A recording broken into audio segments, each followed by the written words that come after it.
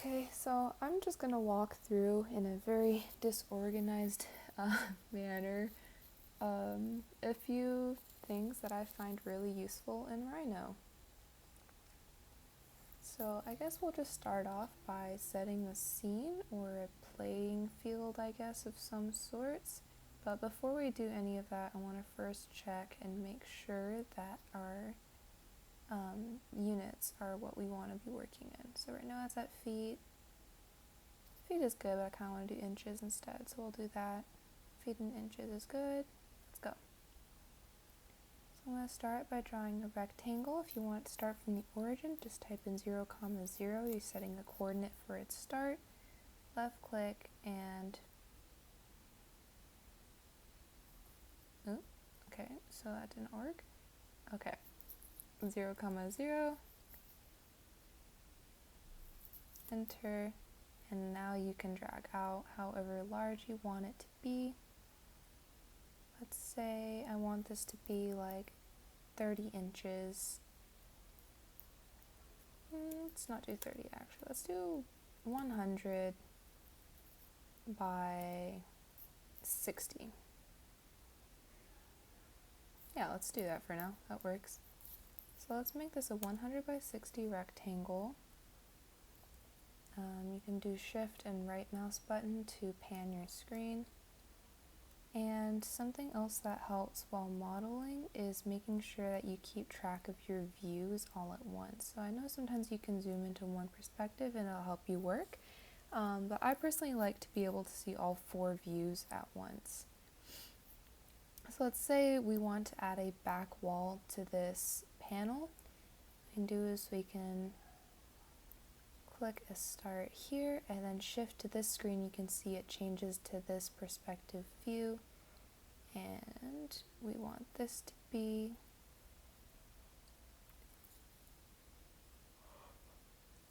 sorry. Okay. How tall should this be? I actually don't know right now. Please be patient with me. I'm tired.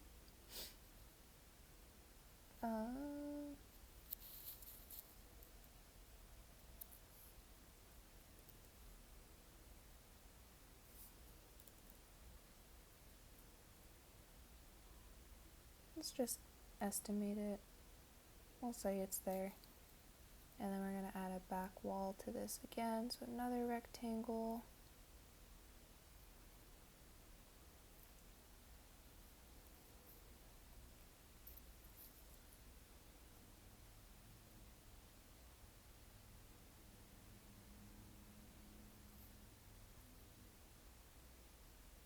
And it's glitching on me.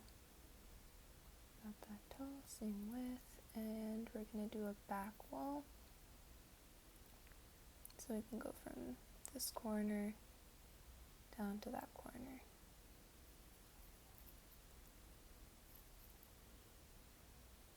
Or it did not go that way.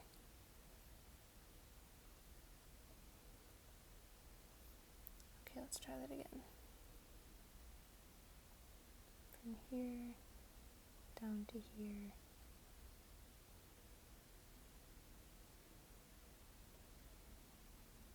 Nope. Okay.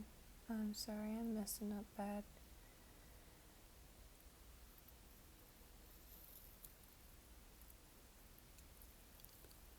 Okay, finally. And so, if you switch into the rendered view, you'll see that this is just a wireframe box where you're like, I want these to be planes, but they're not. And there is a shortcut for that I found to be pretty useful. So if you select this and you were to type in plane, and you see the one that says PlanarSrf, it makes that line into a planar surface is what it's saying. And yeah, it's really nice. It makes quick surfaces. It's great for that, so I've been using it. We're just going to do this for all sides.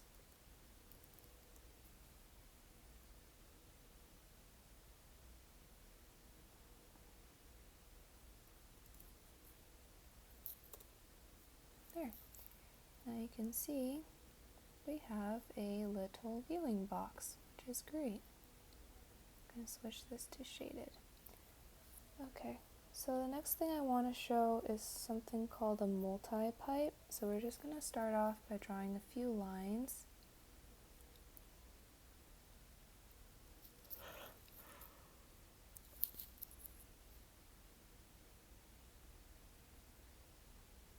You know what, to make life easy, we're going to make everything boxes. Okay, so looking at it from our front view, let's just make a box like, I don't know, it doesn't have to be accurate, something like that. And let's just make a few more of these.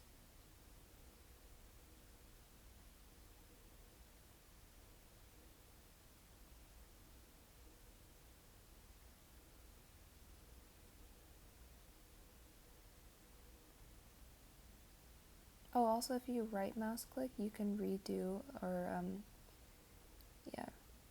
recommand, which is really handy.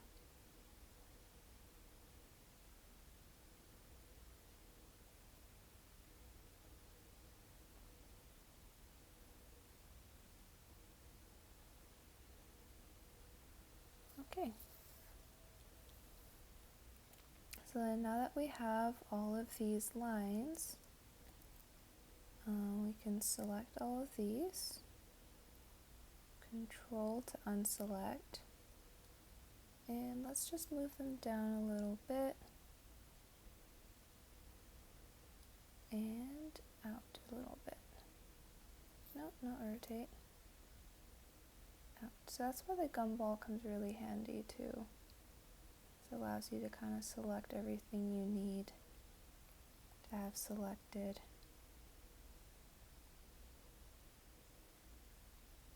Okay. So we're just going to move these outwards. I'm going to have it like here. Then we're going to select this guy. Move you back a bit. Select this one. Move you back farther. This one even farther.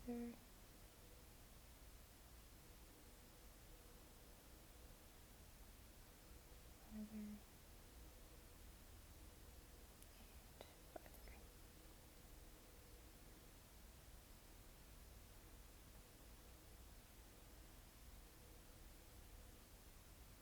Great.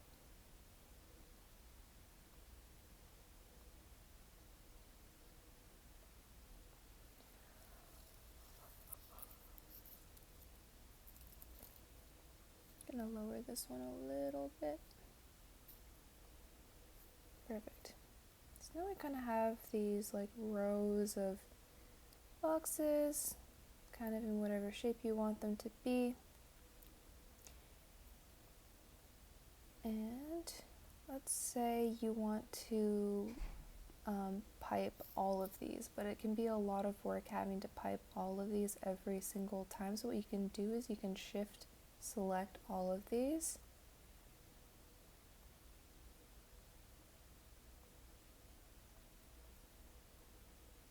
No, my rotating accidentally canceled my select. Okay, and then we're going to type in MultiPipe. And MultiPipe is going to ask you to set a radius for these, and we're going to set a radius of 0.25. Okay, and then you're going to have the caps on. Basically means if you have an open-ended line, it's going to put a cap on the end of it or cover that gap or hole in it.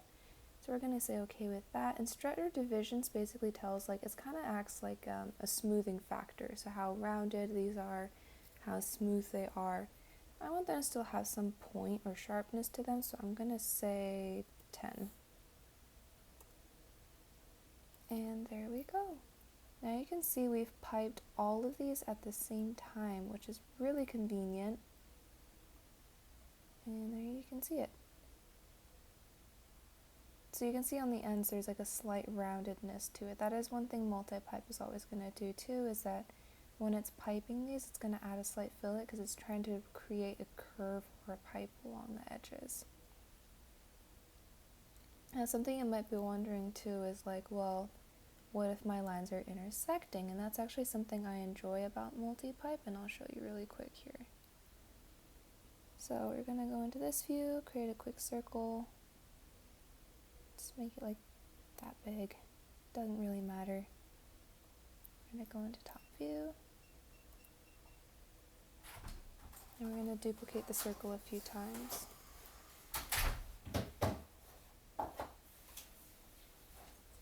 Let's do maybe like 4 times is okay.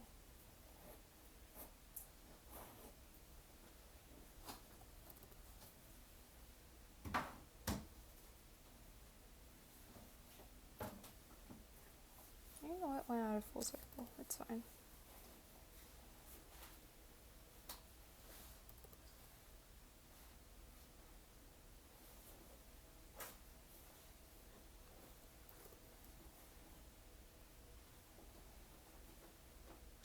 Okay, so now we have this kind of sphere shape with multiple pipes along it.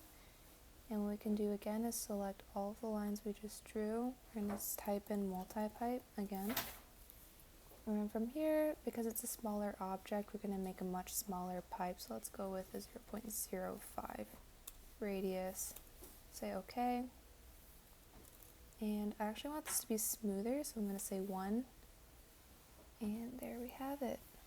So what is interesting about this one is wherever the lines are intersecting, it's going to create a new mesh or a softer bend on it. And so yeah, that's why I use MultiPipe a lot, is because it's able to do that function. It's very convenient for this use.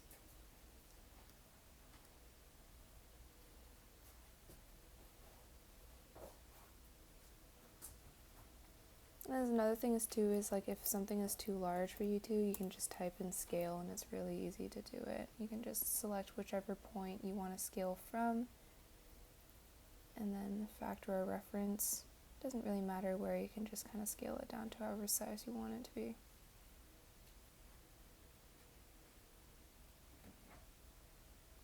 Here is good.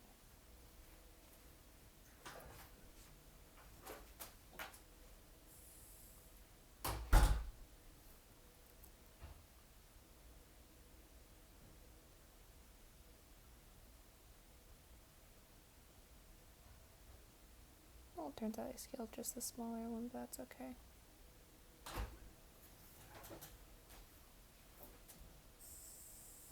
Just gonna duplicate that. We're gonna MultiPipe this one again.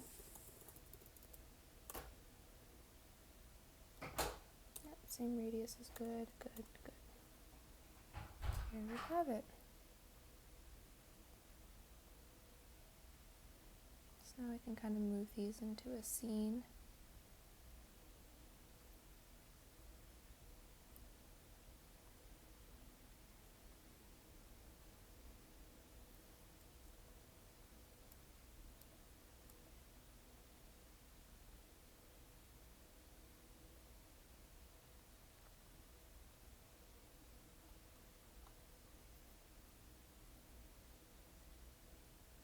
So the sub D is actually the surface that you were selecting, also when you MultiPipe. So I'm just going to move these around a bit, don't mind me. Let's just say I want this one to be sitting on top of this pipe over here. We can rotate it using the gumball again.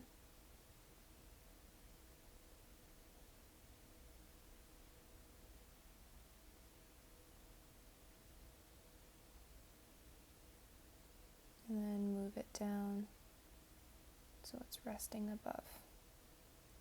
And then same for the other one.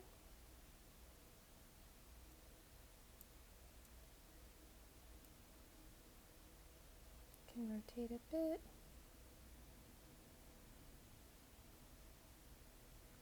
Down a bit.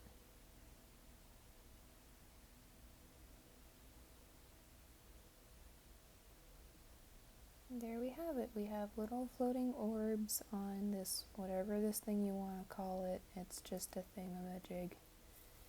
Yeah, and that's basically the primary use of MultiPipe. So I guess now that we've done that, we can also kind of go into material uses and how these can be helpful. So just for the poops and giggles, why not? Let's make a little square in here.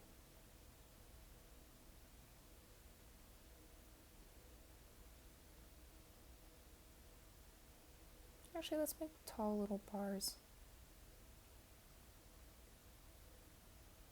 Yeah. They're gonna be all different heights, it's fine. Okay.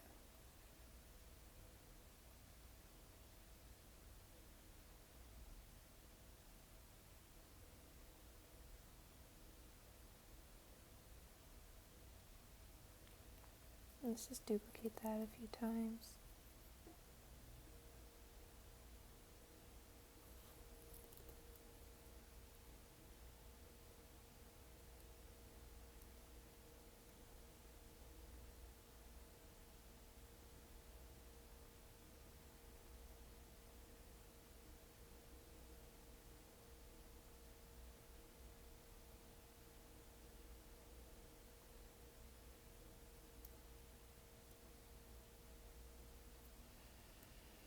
Sorry, my computer's lagging a bit, but we'll survive. We're good.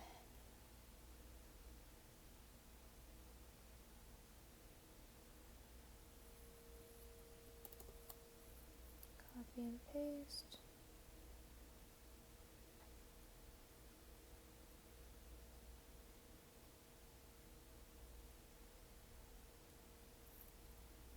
Across. So let's scale this one too.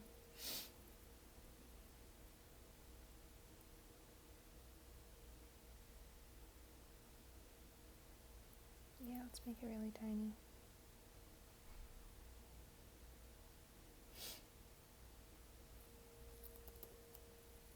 And let's do the same over here.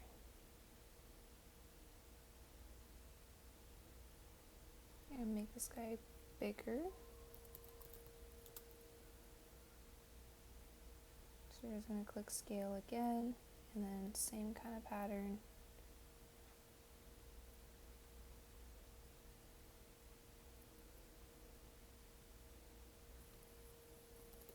And let's just do this again.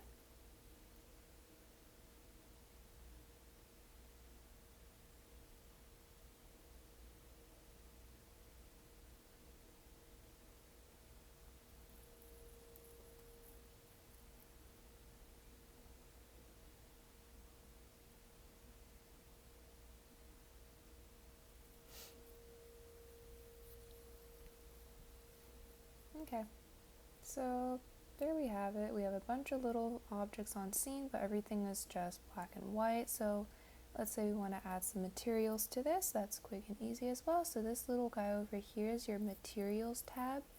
And if you also don't know where to look for it, you can go to your render tools, and it's over here as well. So let's go to our materials panel, and over here you'll see a plus sign. That's where you can add a material. So when you click that, you have all these different options. So let's say for one of these sticks we want to make it metal. When you select metal, you can see there's a little render preview of what the color and the look of it is. So let's say we're happy with that color. We don't really want any bump tats. Maybe some speckle? No, it's okay. Yeah, she's lagging again. So if you look at this, you can see there's like different textures. These are kind of like surface textures. You can get a cross hatch, or there's a hatching. You can also get a leather pattern on it as well. I'm personally just gonna go with some nothing at all on this one. Yeah, and then this also tells you the roughness of it. So if we want this one to be extremely polished, we can go all the way up to 100%, and if you want to apply a material, you can click and drag it, and you'll see it highlights different objects yellow. So let's say we want to make this small one that material. And now you can see the texture has been applied, which is fantastic. So let's just do the same a bunch more times. This time let's add a different material. Let's go with just a simple plastic. Color this time is gonna be white's okay, I actually enjoy that. Clarity tells you how clear the plastic is, so you know how some plastics can be really frosty, like there's a different kind of appearance to the surface of it, and the reflectivity can be a little less on this one, so it's more of a dull plastic. And we'll give this one cross hatching. Nice, and we're just going to apply it to this object. Now we have two materials applied, and we can just recycle some materials that we have used here. Actually, I want to add a new material. Let's do paint this time. And this one's going to be a nice red. Very glossy. Yeah, that works. And once again, click drag and you can apply, just like that.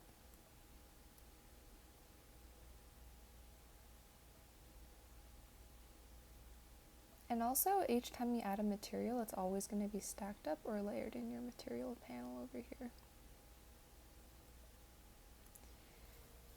Another material that you can add, which can be really nice and also acts as a light, is a material called emission. So for these like little wire framed pieces, let's say like these ones here, what if we want to make these something that can glow a certain color? You can apply, let's make this one like, I don't know, maybe like some kind of orange or a yellow. Actually, no, I'm scratching that. Let's go with blue. Blue's nice. Okay. And this tells you the intensity of the material, so let's say just want it a little more intense. Let's go with 3 actually, we'll see what that looks like. And we can assign it to here. And you can see it's lit up, it's lighter. And let's do the same with our last one here. I'm going to add a new emission this time. This one is going to be, let's do kind of lavender. And the intensity is going to be at 1 on this one.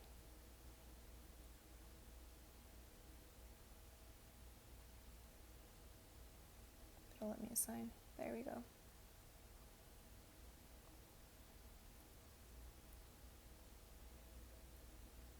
So we have a good number of objects. Let's just add another material to the floor. Let's make it a paint that is black. Very shiny, that all looks good. Send it there. And the walls can be a new material. Let's try plaster this time. And the plaster will also be a black color, because it has just a different material texture to it.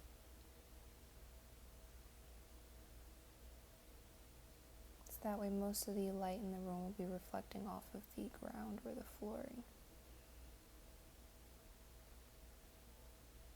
And make this guy material as well. Let's try glass or gem.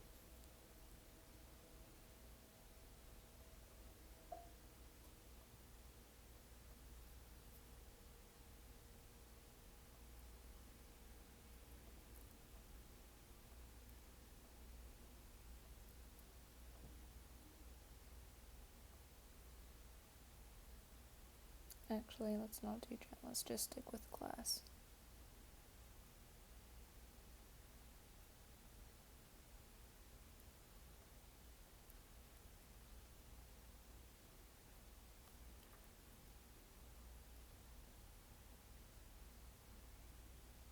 Kind of want to try a much darker color.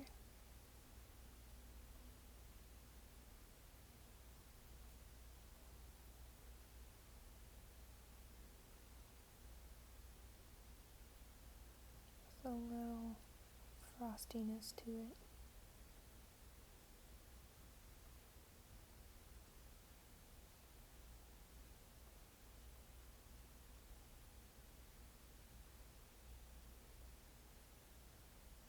Yeah. Okay. So now that we have kind of this space set up, let's say we want to get an angle at it like here.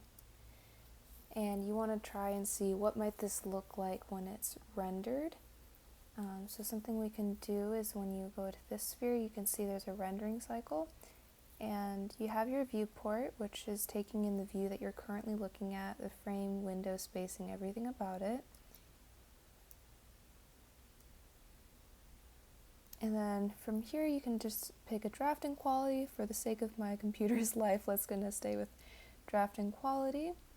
You can also choose a background color, so like if I were to change this, you can see the background color changes as well, which is kind of interesting.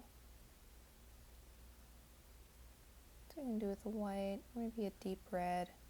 Let's try that. There's also some lighting settings, so you can choose a studio or environment lighting. There's a sun lighting, so you can choose to have a sun. I personally don't want it because I have these little lights and I want to see what they look like here. You can use a custom environment. Let's change the intensity of the skylight to be a little lower, so that way our lights stand out more.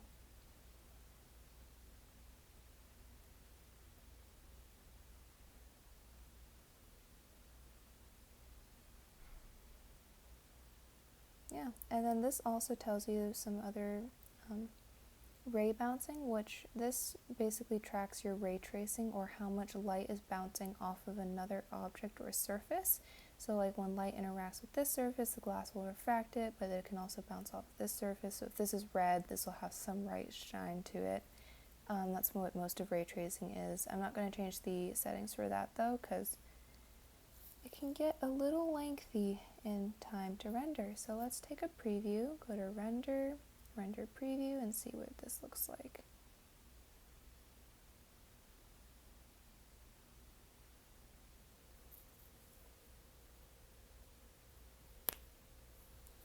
Yeah, so that's the gist of it. We can kind of see some material use. I think it looks a little dim right now, so I kind of want to try and see what these might look like if they had a color to them as well. So we can exit that, select this, and then we can go back to our materials panel, add a new material. Let's try another emission.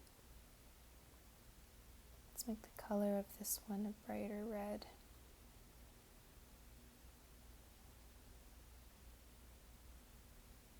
Or maybe like a sea green.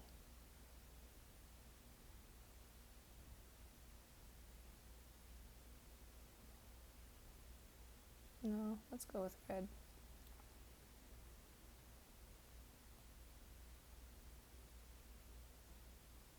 Yeah, let's just keep with a consistent theme. No, actually I changed my mind. Let's go with yellow. Gold.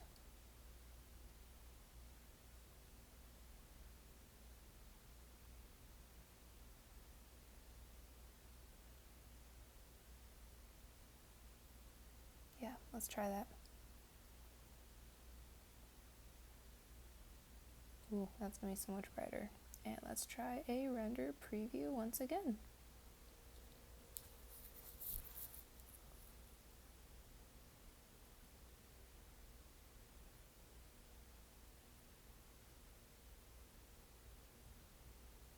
Very nice. So you can see the material reflecting on the shinier surfaces off the floor. The background's overall a lot darker, and if we wanted to change that, you can change the room lighting settings. But yeah, that's the gist of what I have to cover review on this.